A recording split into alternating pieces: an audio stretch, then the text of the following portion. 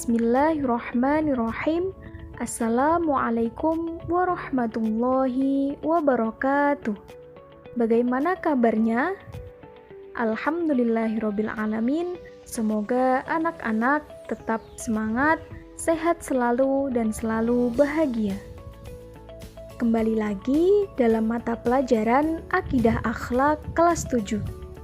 Pada kesempatan kali ini, kita akan belajar bersama mengenai tugas dan sifat-sifat malaikat Allah dan makhluk gaib lainnya, serta mempelajari hikmah apa saja yang kita dapatkan dengan beriman kepada malaikat-malaikat Allah Subhanahu wa Ta'ala dan makhluk gaib lainnya. Sebelumnya, ada yang sudah tahu belum ada berapa nama-nama malaikat Allah yang wajib kita ketahui? Yap, pintar sekali.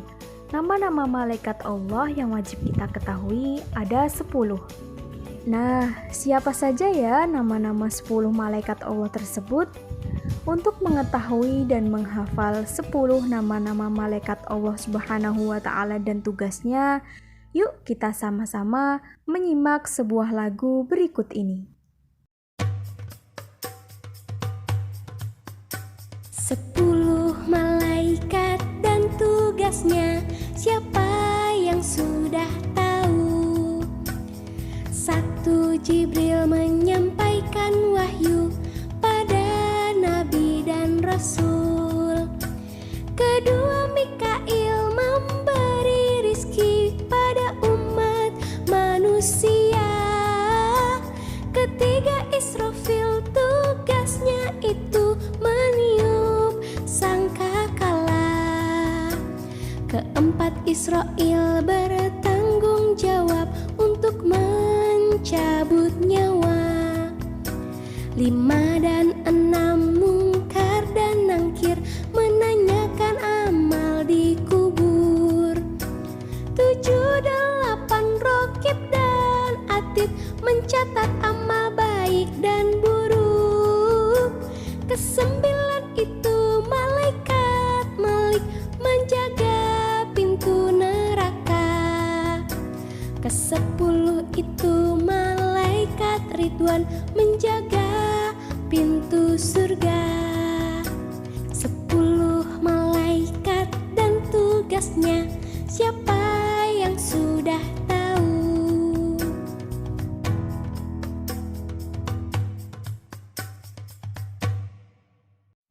Nah, itu tadi merupakan sebuah lagu yang menceritakan tentang nama-nama malaikat Allah dan tugasnya. Jadi, siapa yang sudah tahu? Kita semua harus tahu dan meyakini tentang keberadaan malaikat Allah. Tadi nama-nama malaikat dan tugasnya sudah. Lalu, apa saja sifat-sifat yang dimiliki oleh malaikat? Sifat-sifat malaikat Allah diantaranya selalu bertasbih siang dan malam tak pernah berhenti. Malaikat suci dari sifat-sifat manusia dan jin, seperti hawa nafsu, sifat lapar, sakit, makan, tidur, bercanda, berdebat, dan sifat-sifat manusia dan jin lainnya. Malaikat selalu takut dan taat kepada Allah.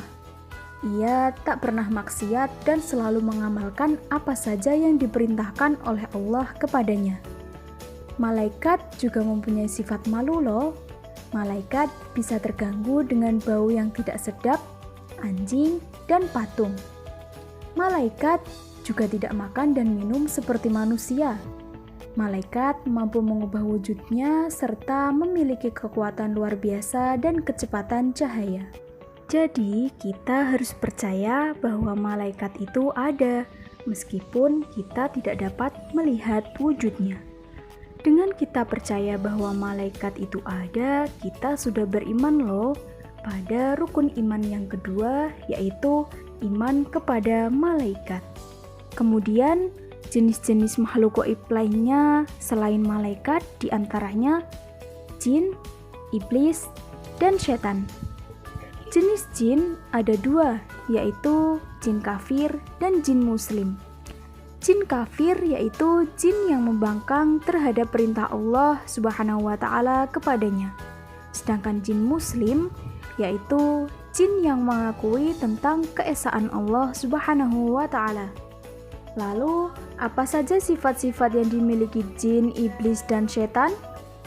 Jin memiliki sifat yang tidak dapat dilihat oleh indera manusia, diciptakan dari api yang sangat panas, dan juga ada jin yang mengakui keesaan Allah, ada pula yang membangkang terhadap perintah Allah.